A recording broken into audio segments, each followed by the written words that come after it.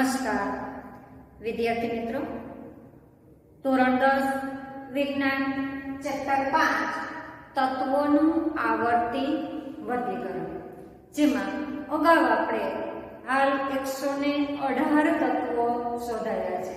આ બધા જ તત્વો જે છે એ જુદા જુદા ગુણધર્મો ધરાવે છે અને આ જુદા જુદા ગુણધર્મ ધરાવતા હોવાને કારણે એમની વચ્ચેની જે કોઈ સમાનતાઓ હોય એ વિશેના સંશોધનો ઘણા બધા વૈજ્ઞાનિકો દ્વારા થઈ રહ્યા હતા અને અંતે આ જે તત્વો છે એને ધાતુઓ અને અધાતુઓ એવા બે વિભાગમાં વહેંચવામાં આવે છે.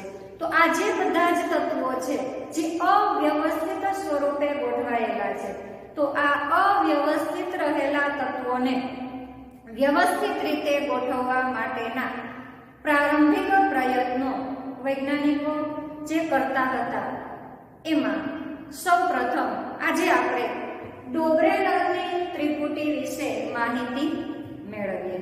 તો જર્મન વૈજ્ઞાનિક ડોબરેનરે સમાન ગુણધર્મો ધરાવતા તત્વોને એક જૂથમાં ગોઠવવાનો પ્રયત્ન કર્યો છે કે જે તત્વો શોધાયા હતા એમાં જે તત્વો છે એ સમાન ગુણધર્મ ધરાવતા હતા એના જૂથ બનાવે છે અને એ જૂથ છે એને ગોઠવવાનો પ્રયત્ન કરે છે.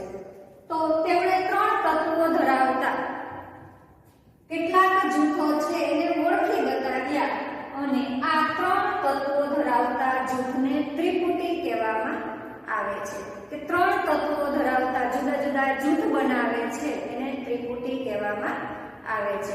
તો ત્રિપુટીનો નિયમ આપણે જોઈએ તો તત્વોને તેમના પરમાણ્વીય દળના ચડતા ક્રમમાં ગોઠવતા મધ્યમાં રહેલા તત્વોનું પરમાણ્વીય દળ અન્ય 2 તત્વોના પરમાણ્વીય દળના સરેરાશ જેટલું હોય છે. એટલે કે 3 તત્વોની એણે જે ત્રિપુટી બનાવી એમાં પ્રથમ તત્વ અને જે તૃતીય તત્વ છે એમનું પરમાણ્વીય દળને જો સરેરાશ લેવામાં આવે તો આ સરેરાશ મધ્યમાં રહેલા તત્વના પરમાણ્વીય દળ જેટલી જોવા મળે છે.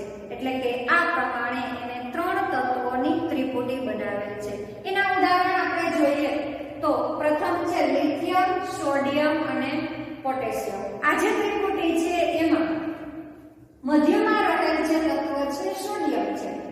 તો આ જે સોડિયમ છે એનું પરમાણ્વીય દળ લિથિયમ અને પોટેશિયમના પરમાણ્વીય દળની સરેરાશ જેટલું મળે છે.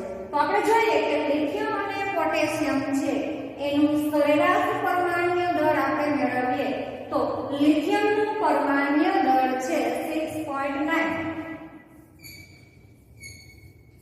પ્લસ પોટેશિયમનું પરમાણ્વીય દળ છે 39.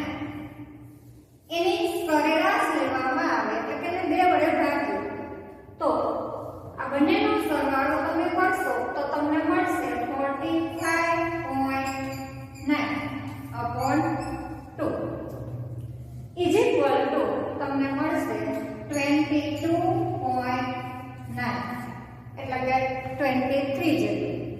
તો અહીંયા તમે જુઓ છો કે લિથિયમ અને પોટેશિયમનું આપણે સરેરાશ પરમાણ્વીય દળ લીધું તો એ આપણને મળે છે 22.9 એટલે કે 23. તો મધ્યમાં રહેલ જે સોડિયમ પરમાણુ છે એનું પરમાણ્વીય દળ છે 23. એટલે લિથિયમ અને પોટેશિયમના સરેરાશ પરમાણ્વીય દળ જેટલું સોડિયમનું પરમાણ્વીય દળ મળે છે. એટલે એને પ્રથમ ત્રિપુટી જે છે લિથિયમ, સોડિયમ અને પોટેશિયમની બનાવે છે. ત્યારબાદ એ જ પ્રમાણે કેલ્શિયમ, સ્ટ્રોન્શિયમ અને બેરિલિયમ લઈએ તો એમાં કેલ્શિયમનું પરમાણ્વીય દળ અને બેરિલિયમનું જે પરમાણ્વીય દળ છે એની સરેરાશ લેવામાં આવે તો સ્ટ્રોન્શિયમનું પરમાણ્વીય દળ મળે છે. એ જ પ્રમાણે ક્લોરીન, બ્રોમિન અને આયોડિન. તો આ જે ક્લોરીન, બ્રોમિન અને આયોડિન છે એમાં ક્લોરીન અને આયોડિનની પરમાણ્વીય દળની સરેરાશ બ્રોમિનના પરમાણ્વીય દળ જેટલી મળે છે. જોઈએ આપણે કે ક્લોરીન અને આયોડીનનું જે પરમાણ્વીય દળ છે એમાં ક્લોરીનનું પરમાણ્વીય દળ છે 35.5 પ્લસ આયોડીનનું પરમાણ્વીય દળ છે 126.9 upon 2 is equal to આપણને મળે છે 162.4 upon 2 is equal to 81.2. તો જ્યારે આપણે ક્લોરીન અને આયોડીન જે છે એનું સરેરાશ પરમાણ્વીય દળ મેળવવું ત્યારે આપણને મળે છે 81.2 જે બ્રોમિનના પરમાણ્વીય દળની નજીક છે. બ્રોમિનનું પરમાણ્વીય દળ છે 79.9 જેની નજીક છે. આમ ક્લોરીન અને આયોડીનનું પરમાણ્વીય દળની સરેરાશ જે છે એ મધ્યમાં રહેલ પરમાણુ જે છે બ્રોમિન એના પરમાણ્વીય દળ જેટલું જોવા મળે છે. હવે આ જે ડોબ્રેનરની ત્રિપુટીનો નિયમ છે એ બધા જ તત્વોને લાગુ પડતો નથી. એટલે કે કેટલાક તત્વો એવા છે કે જેમાં પ્રથમ અને તૃતીય જે તત્વ છે એના પરમાણ્વીય દળની સરેરાશ લેતા મધ્યમાં રહેલ જે પરમાણુ છે એના પરમાણ્વીય દળ જેટલી જોવા મળતી નથી.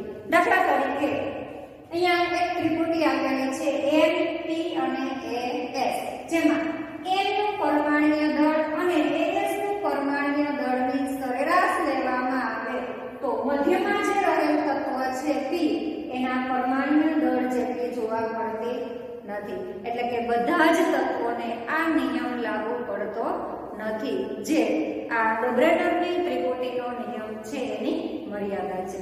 તો વિદ્યાર્થી મિત્રો ડોબ્રેનરની ત્રિપુટી એટલે શું ઉદાહરણ આપી સમજાવો. તમારી નોટબુકમાં નોંધ કરી લેજો. ફરી મળીશું નેક્સ્ટ વિડીયોમાં. આભાર. જો તમને વિડીયો ગમે તો લાઈક, શેર એન્ડ સબસ્ક્રાઇબ કરો.